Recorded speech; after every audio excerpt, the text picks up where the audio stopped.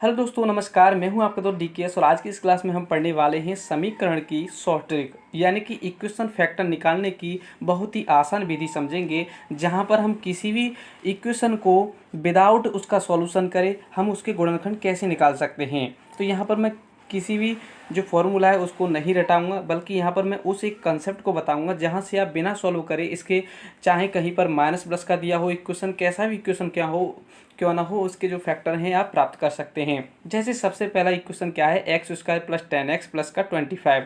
यहाँ पर पता कैसे चलता है दोस्तों, तो यहाँ पर जो लास्ट वाला पद होता है वहाँ पर क्या होता है, गुणा करने पर उतना आना चाहिए और इसी के साथ जो चिन्ह होता है, जैसे प्लस है तो जोड़कर इतना आना चाहिए और माइनस है तो माइनस करके इतना आना चाहिए। जैसे यह लिखा हुआ है x square plus 10x plus का 25 इक्वल टू 0, तो यहाँ पर पता चलता है कि गुणा करने पर 25 और यहाँ से पता चलता है जोड़ने पर 10 आना चाहिए। तो आप कहेंगे कि 5 5 जा कितना होता है, 25 होता है।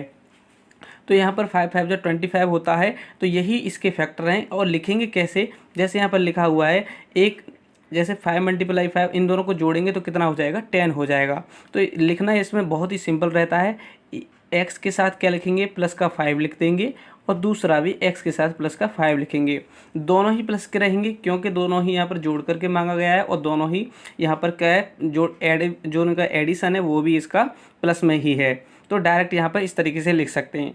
अब हम अगला देखते हैं। यदि आपको इसमें थोड़ा सा कम समझ में आया हो तो यहाँ पर भी आप समझ सकते हैं। जैसे यहाँ पर देखेंगे आप, यहाँ पर आप पढ़ सकते हैं एक्स स्क्वायर पर 19x प्लस 60 इक्वल टू 0।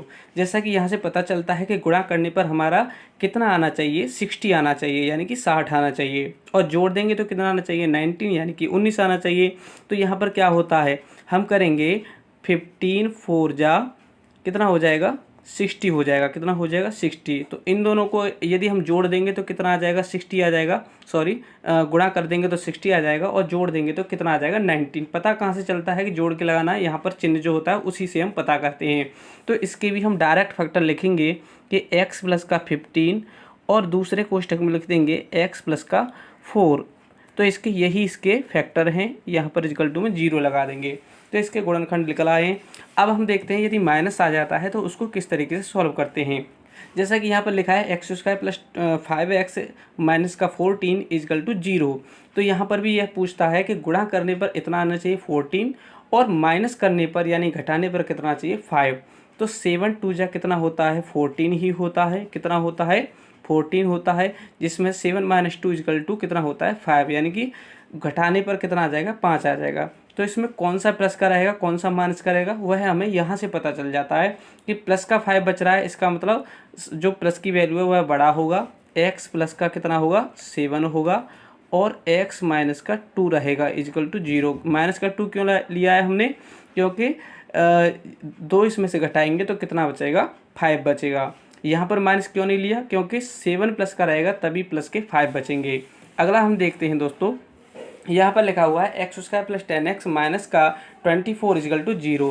तो यहाँ पर कितना हो जाएगा, 12 × 2 इक्वल टू 0, यानी 12 2 जा कितना हो जाएगा 24, 12 दूनी 24 होता है और 12 में से 2 घटा देंगे तो कितना रह जाएगा, 10 रह जाएगा। अब 10 यहाँ पर किसका रह रहा है, प्लस का, इसका मतलब 12 में से 2 घटाए जाएंगे। तो इसके भी डायरेक्ट फैक्टर लिख सकते हैं आप, x प्लस का 12 यानी कि 12 और x माइनस का 2 इक्वल टू 0। गुणा करेंगे तो 24 आ ही जाएगा और इसमें से घटाएंगे तो 10 बचेगा। इसी प्रकार हम अगला देखते हैं। इसमें पढ़ेंगे आप, इसमें पढ़ते हैं कि एक्स स्क्वायर माइनस का 5x और माइनस का 14 इक्वल टू 0 है। क्या है, एक्स स्क्वायर माइनस का 5x माइनस का 14 इक्वल टू 0। तो यहाँ पर भी वही फैक्टर होते हैं, 7 2 जा 14 क्या होता है, 7 2 जा 14। यदि 7 में से 2 घटा देंगे तो 5 बचेगा, लेकिन यहाँ पर माइनस का 5 बच रहा है। इसका मतलब जो माइनस वाले थे वो ज़्यादा हैं और प्लस वाले कम हैं।